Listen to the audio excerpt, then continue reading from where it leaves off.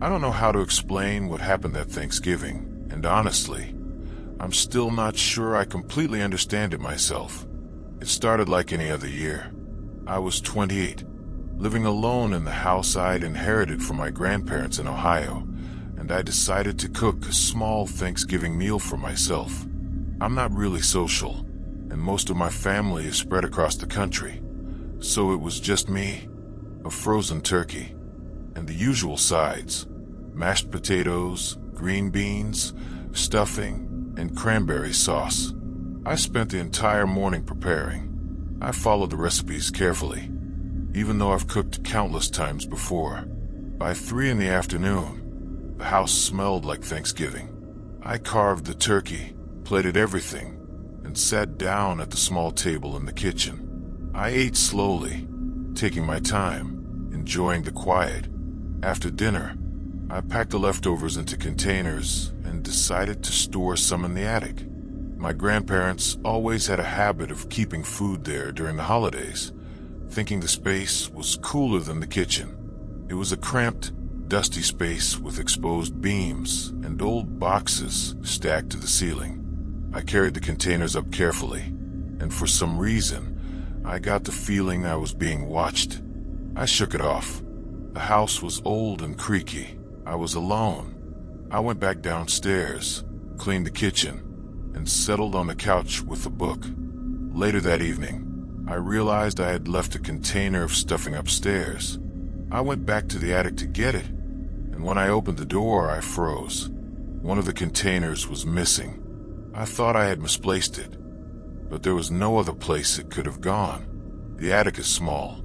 I looked around. Nothing. I shrugged it off, assuming maybe I had dropped it somewhere. Over the next few days, I noticed more containers disappearing. At first, I assumed I had eaten them and forgotten, but it quickly became obvious that wasn't the case. I live alone. There's no one else. The containers weren't just missing. They were gone from the attic entirely. I installed a small camera in the attic, mostly for my own reassurance. I didn't think anything would show up, but I wanted to see if maybe a squirrel or a raccoon had somehow gotten in. A few nights later, I reviewed the footage. I didn't see an animal. I saw a shadow moving, slow, deliberate, like it was walking on 2 legs. It wasn't tall, maybe 5 or 6 feet, but it moved unnaturally, almost gliding across the floorboards.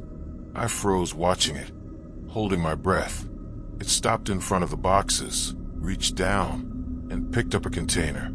I could see its fingers, long and thin, almost skeletal. It lifted the container and disappeared into the dark corner of the attic.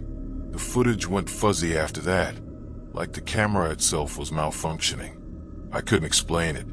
I tried telling myself it was a trick of the light, a shadow from the heater, or a flaw in the camera. I didn't go back to the attic for 2 days, but the containers kept disappearing. I tried leaving them in the kitchen, in the fridge, anywhere I could. When I returned the next morning, one of them would be gone. It got worse. I began hearing movement upstairs. Heavy footsteps, slow and measured. Sometimes it felt like it was just above me while I was in the living room, pacing, circling. I never saw it directly. When I went upstairs, nothing was there. I started leaving the attic door closed, but every morning I would find it slightly ajar. One night, I stayed up in the living room, determined to see what was happening. I waited until it was past midnight, the house silent except for the wind outside. I heard the steps. They started soft, then heavy, deliberate. I followed them to the staircase. The attic door creaked open slowly. I froze. I didn't see anyone, but the air changed. It felt heavier, almost like someone, or something, was leaning into the room, just out of sight. I felt a cold breeze, and when I looked toward the attic, one of the leftover containers was slowly sliding down the steps. I grabbed it and ran downstairs. I didn't eat any of that food. I left the house the next day and stayed with a friend for a week. When I returned, I found the containers back in the attic, perfectly stacked, as if nothing had happened. I sold the house 6 months later. I never touched the attic again. I still cook Thanksgiving for myself, but I make sure everything stays in the kitchen. I never go near a place where I can't see what's happening. Some things are better left unexplored, and I learned that the hard way.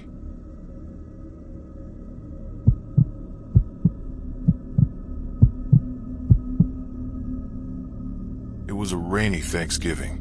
We have a small family, so our gatherings are tiny. It was my mom, my 2 sisters, our grandparents, and me for dinner at my mom's house. My older sister Nancy has been moved out for years. My younger sister Jamie and I still live at home with our mom. Our grandparents live 20 minutes away.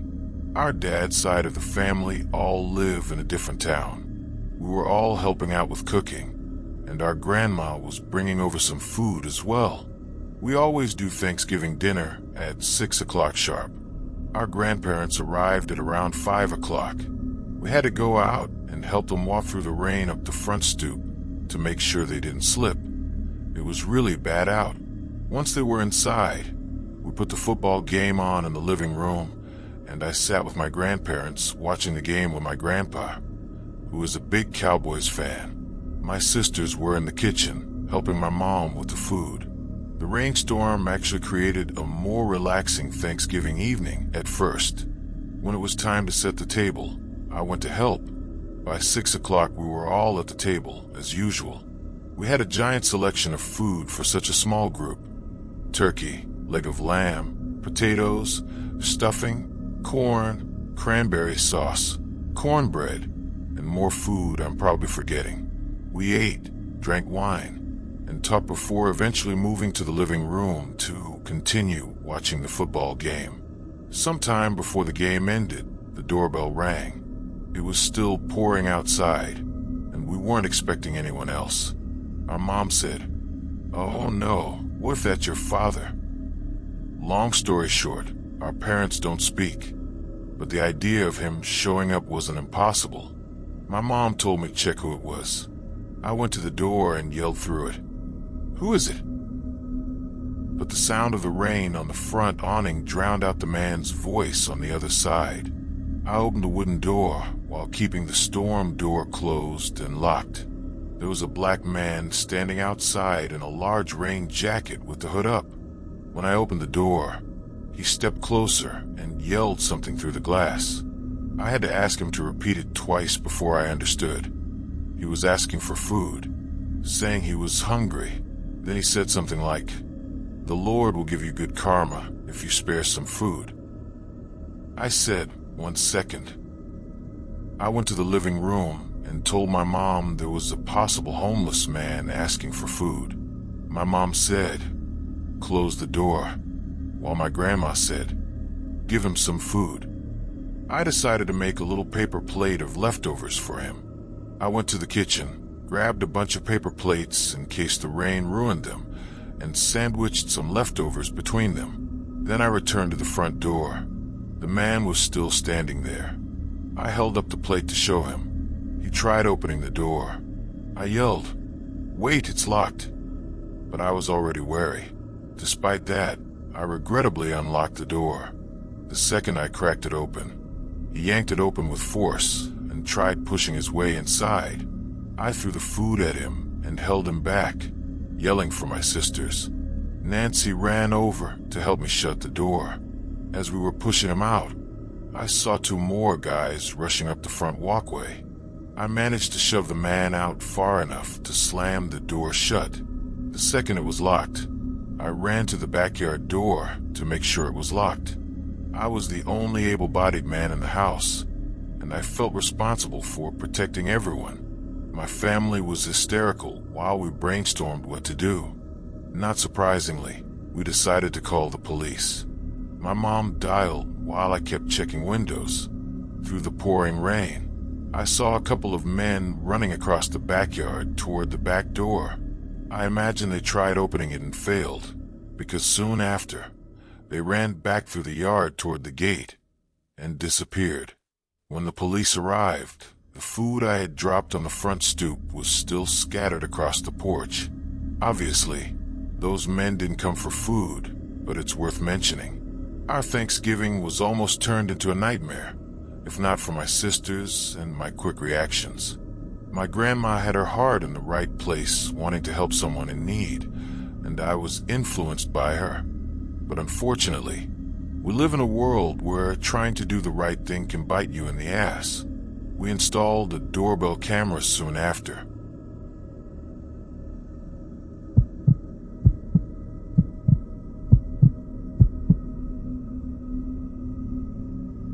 I had always been cautious about meeting new people. I grew up in a small town in Pennsylvania, and most families here keep to themselves. When I moved into my house 2 years ago, I barely knew my neighbors, except for a couple of waves across the fence. That's why, when I received an invitation to a last-minute Thanksgiving dinner from family next door, I hesitated. It was a simple note, neatly typed and slipped under my door. "We'd love for you to join us for Thanksgiving dinner today. 3 p.m. Please come. The Carters." I didn't know them well, but I had no other plans. My family lived hours away, and my friends were busy with their own plans. Part of me thought it might be nice to meet them properly. I arrived around 2:50 in the afternoon. The house looked normal from the outside, painted white, tidy yard. But there was something odd about the way the curtains were drawn. When I rang the doorbell, a middle-aged woman answered. She smiled, but it didn't reach her eyes. She was friendly enough, invited me in, and immediately introduced me to her husband and 2 teenage children. They were polite, but their attention felt deliberate, almost calculated. The house smelled faintly of turkey and something else I couldn't identify. The interior was spotless, unnaturally so. Everything looked staged, like a model home. We sat down at a long dining table, which was perfectly arranged with plates, silverware, and glasses. The food looked excellent. I started to relax, thinking I had misjudged them. As dinner progressed, things started to feel off. The conversation was polite but hollow. They asked questions about my work, my life, and I answered, but it felt like they weren't listening. Sometimes I would say something, and one of the kids would repeat it back to me, almost word for word, like they were testing my reactions. I laughed it off at first, thinking it was a strange quirk. After the main course, the father suggested we move to the living room for dessert.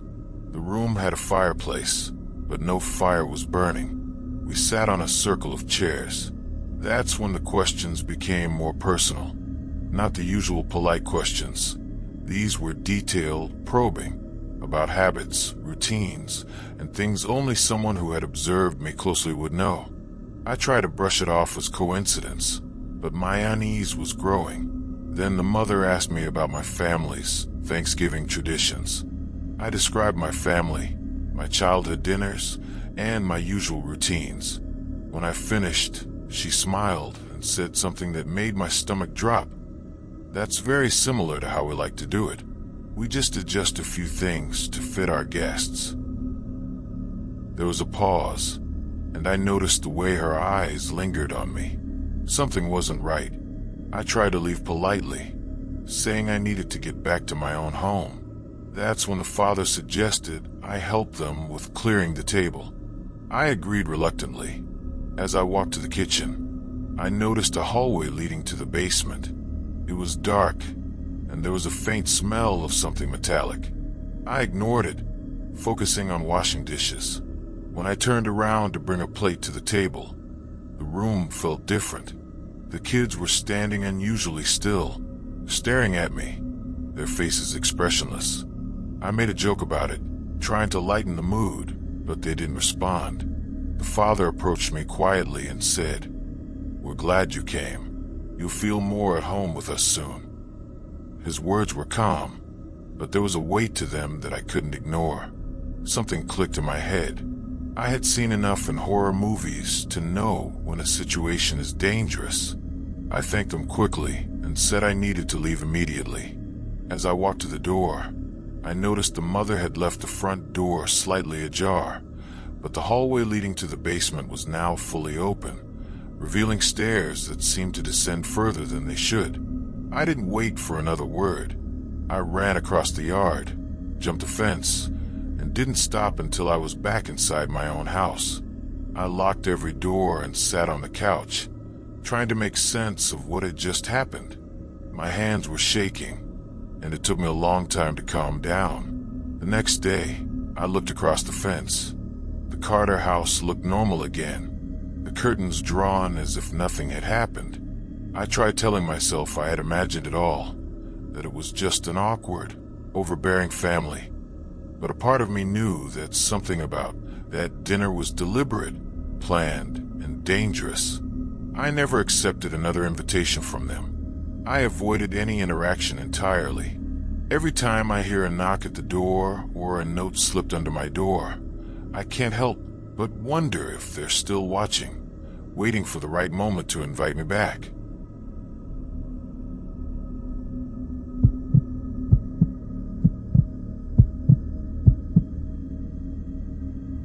It was Thanksgiving night. I was at my parents' house for dinner, since they were hosting this year. I got to see some cousins and uncles I hadn't seen in almost a year. It was a typical Thanksgiving. My parents cooked a big meal. We ate, talked, and relaxed. Before dinner, I received a long text, basically an essay, from an unknown number. I won't share it because it contained personal details, but it started with, "Hey Melissa, hope your Thanksgiving is going well." I quickly realized who it was. A stalker named Kevin, someone I'd never even met in person. We matched on a dating app once and texted and snapped for a while, but when I politely rejected going on a date, saying I didn't think we had much in common, he became obsessed and aggressive.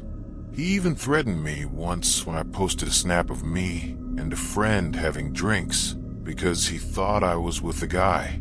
That's when I blocked him on everything. Snapchat, Instagram, and his phone number. But he didn't stop. I kept getting follow requests from random accounts with 0 followers. Same thing on Snapchat. Always new usernames, always 0 snap score. After reading the entire new message, I was disgusted. He was gaslighting me and borderline threatening me. I replied, "If you keep contacting me, I will go to the police." I took a long time to reply, and my grandma got annoyed and asked me to put my phone away. I did, for half an hour, until another text from another random number came in. Another long message. More harassment. I didn't want to ruin my night, so I ignored it for a while. But when things wound down, and only a few family members remained, I checked it. It was even longer and more disturbing than the first. Him berating me, insulting me, acting like a narcissistic psychopath. I showed my family, and they were appalled. My mom insisted I go to the police the next day, which I planned to do. Later, I drove home to the apartment I share with my friend Chelsea. I got home before her. I went straight to my room to pick a Christmas movie to fall asleep to. My phone started ringing. Unknown caller. I knew it was him. I denied it. I put on a movie called Surviving Christmas and started dozing off. Halfway through the movie, I heard footsteps outside my bedroom. It was inside the apartment, not from upstairs, so I assumed Chelsea was home. The footsteps came straight to my door, and someone tried opening it. I always lock my door at night. The doorknob turned a few more times before I yelled, "Chelsea." The noise stopped, and soft footsteps moved away from the door. I checked my phone. More texts from a third random number. One said, "Good thing you made it obvious where you live." I tried calling Chelsea 5 times, no answer. I called my parents repeatedly until my dad picked up. Whispering, I told him I thought the stalker had broken in. He told me to stay put and drove over as fast as he could. While waiting, Chelsea finally called me back, not answering earlier because her phone was charging, and she said she wasn't coming home that night. So, it definitely wasn't her in the apartment. When my dad arrived, He had me let him in. He searched every room before checking the big sliding window in the kitchen, large enough for someone to climb through. It wasn't locked. He opened it easily and turned to me with a look of disappointment. "That's how someone got in," he said. I went home with him for the night. The next morning, he took me to the county courthouse, where they walked us through filing for a temporary restraining order. Later, in court, I saw Kevin in person for the first time. The judge granted an extension of the order. Even though I couldn't prove he broke into my apartment, his threatening texts were enough. If he ever contacts me again through anything, he'll be arrested. He is a truly dangerous man, and I hope he hasn't found someone else to harass.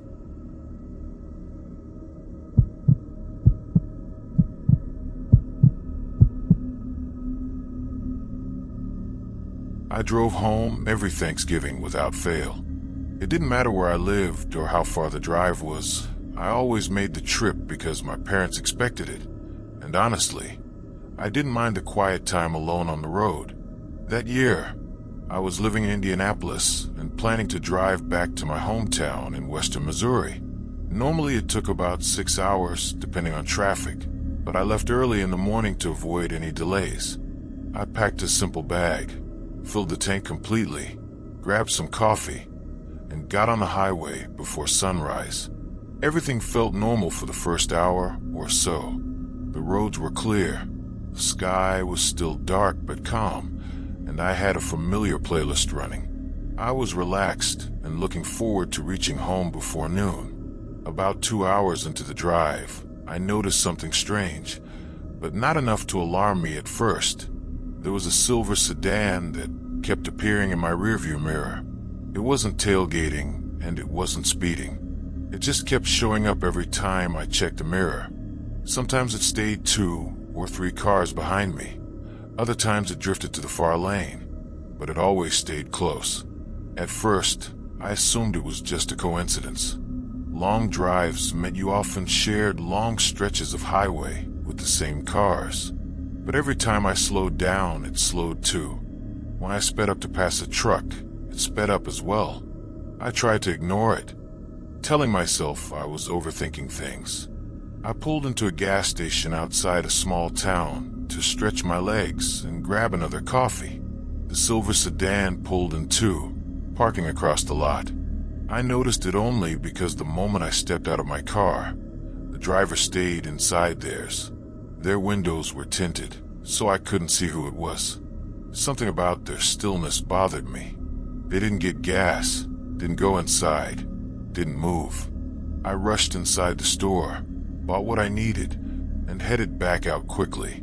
The sedan pulled out the moment my engine started. That's when a feeling settled in my stomach that something wasn't right. I tried to shake it off and got back on the road. About 30 minutes later, traffic grew thin. The highway stretched long and empty. The sedan was right behind me again. I felt my chest tighten a little. I took the next exit unexpectedly, a small off-road that led toward a rural community. I didn't know the area at all, but I figured if the sedan wasn't actually following me, it would continue on the main interstate. But when I turned down the narrow road, they turned too. Not immediately, around 3 seconds later. Enough to make my heart jump. The road had no houses, no businesses, nothing except farmland and trees. I kept driving, feeling more uneasy with each passing minute. I finally told myself to stop being passive about it. I pulled onto the shoulder and put on my hazards. The sedan slowed behind me. Then it stopped. Not beside me, not ahead, directly behind my car, maybe a full car length away. I didn't get out. I didn't turn around. I stared at my windshield, gripping the steering wheel, waiting for something to happen. For a long moment, nothing did. Then, very slowly, the sedan pulled forward again and went around me. They didn't speed off. They drove past calmly, and for the first time, I got a clear look at the driver's side window. The glass was rolled halfway down. Inside, there was a man, maybe mid-40s. Average face, dark baseball cap, No expression. He didn't look at me directly. He just kept his eyes on the road as he passed. But something about him felt wrong. Not dramatic, not creepy in a movie sense. Just wrong in a quiet, unsettling way that made my body react before my mind fully did. I waited until he disappeared from view. Then I checked my map and made a plan to reconnect to the main highway using a different route. I wanted to put as much distance between us as possible. When I got back on the interstate, I didn't see the sedan again. For a while, I felt relieved. I had convinced myself the situation was just my imagination exaggerating normal road behavior. But that changed around 40 miles later. I saw the sedan again. Not behind me this time. Not beside me. It was parked on the shoulder, facing forward, like the driver had pulled over to take a break. As I passed, I saw the driver sitting perfectly still, staring straight ahead. About half a mile past him, I took another exit. This time I didn't wait for him to appear behind me again. I turned onto a rural road, then another. I wasn't even sure exactly where I was, but I stayed moving. After about 15 minutes, I stopped at a small diner. There were a few trucks in the lot, and two older men inside getting breakfast. I sat in a booth and tried to calm down. I stayed there almost 40 minutes. Long enough, I figured, for anyone following me to give up. I got back into the car slowly, checked the road, checked the mirrors, looked both ways. Nothing. I took a different route back to the main highway and finally felt like I had escaped that strange feeling. I checked my mirrors every few minutes, but the sedan never reappeared. For almost an hour, I drove peacefully, believing the incident was behind me. Then I saw something that made me nearly stop the car in the middle of the highway. Up ahead was a rest area, and in the parking lot, facing the road, was the same silver sedan. I recognized it instantly. My hands started shaking. I didn't pull in. I kept driving, trying to convince myself it was impossible. How could he have gotten ahead of me? I had taken so many different turns, random side roads, and back routes. There was no way he could have known where I would end up. But there he was. The same man was sitting inside, again staring straight ahead, not eating, not drinking, not on his phone, just waiting. That's when I made the decision to call the police. I pulled off at the next exit and drove into a more populated area. I parked near a grocery store and called 911. I felt embarrassed explaining it, because I didn't have a crime to report. I just had a feeling and a pattern of behavior that didn't make sense. The dispatcher took it seriously, though. She told me to stay where I was and wait for an officer to meet me. One pulled up about 10 minutes later. I explained everything from the first sighting to the gas station to the exits and rural roads. He asked for the plate number, but I hadn't memorized it. I had only noticed it was an Indiana plate like mine. The officer stayed patient but honest and said that without a crime, there wasn't much they could do. Still, he offered to follow me to the state line in his cruiser to make sure no one was behind me. I agreed. I got back onto the interstate with him right behind me, and the entire stretch to the Missouri border stayed clear. No sedan, no strange driver, nothing. When the patrol car pulled off at his midpoint exit, I waved at him and he waved back. Then he disappeared behind a curve. I drove the last hour alone. I didn't see the sedan again. When I got home, my family noticed I was quieter than usual. I didn't tell them anything until later that night when everyone was winding down. My dad listened carefully, and he took it more seriously than I expected. He told me something that stuck with me. When someone watches you that closely on the highway, they're not looking for trouble, he said. They're studying your routine. People planning something don't rush. They watch first. I didn't sleep well that night. I didn't sleep well for days. I checked my windows constantly, my driveway, the street. Every time I heard a car engine, I looked outside. Nothing ever happened, but the memory stuck with me stronger than I expected. A week later, I went back to Indianapolis. I never saw the silver sedan again.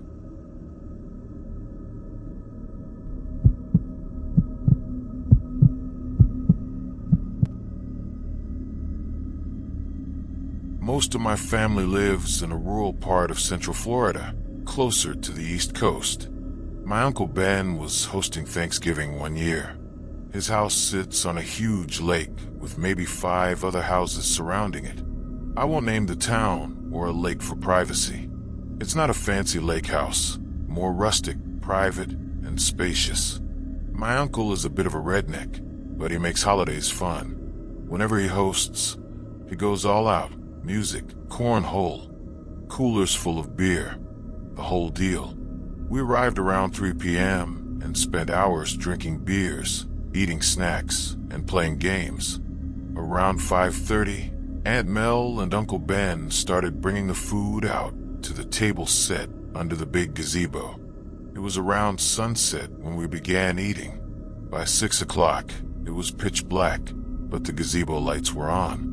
Uncle Ben is probably the only person alive who insists on eating Thanksgiving dinner outside, but we all enjoy it. The fun ended soon. My cousin suddenly pointed past me toward the woods. "Dad, who's that?" Uncle Ben turned and said, "Who the hell?" There was someone standing at the tree line, completely still, watching us. Uncle Ben stood up and walked toward him, yelling, "Can I help you with something?" But when he got halfway there, the figure turned and ran into the woods. Uncle Ben laughed. He was definitely drunk and said, "Must be one of the local nuts." But none of us thought it was funny, especially Aunt Mel. A few minutes later, I noticed the guy again, this time standing closer to the lake. I pointed him out. Uncle Ben got up again, this time pissed, and stormed toward the man while yelling. But then we noticed another guy on the opposite side of the yard. When the first man bolted back into the woods, the second one didn't move. "We saw another one," we told Uncle Ben. So my cousin, my dad, and I all got up to help him confront them. When we approached, the second man finally ran off. At that point, we agreed to clean up and bring everything inside. After clearing the gazebo, we gathered in the living room. Uncle Ben left the outside lights on and was clearly on high alert. None of the men looked like kids, and who does this on Thanksgiving? We assumed they were drunk guys from the area messing around. Eventually, I went out to grab more beers from the cooler. The gazebo lights were off now. That alone made me uneasy. I grabbed as many beers as I could, so I wouldn't need to come back. As I turned to head back, I heard a chair slide across the concrete. I turned around. There was someone under the gazebo, circling the table. He was tall, massively tall, like 6 feet 5 inches. I bolted, yelling for Uncle Ben. He and my dad ran outside as I pointed toward the gazebo. Then, from the opposite side of the house, someone started banging on the siding. Seeing both my uncle and dad genuinely frightened made everything click. This wasn't a prank. This was serious. We ran inside and locked the doors. Aunt Mel closed every curtain. We felt like we were being watched from all directions. Uncle Ben called the police, which was extremely out of character for him. While waiting, tensions were high. Suddenly, there was a sharp bang on the window, and the kitchen window shattered. Aunt Mel yelled for Uncle Ben to get his old rifle. He yelled back that it hadn't been loaded in years. Police arrived quickly. Someone had thrown a brick through the window with a note attached. "Leave now, you." The slur was scribbled, but clearly hateful. The next day, Uncle Ben also discovered his Trump flag was missing from the yard. That made the motive seem political, which was the most realistic explanation. Because unless my relatives are secretly the world's worst neighbors, I don't know why anyone would target them on Thanksgiving. There really are some sick people out there.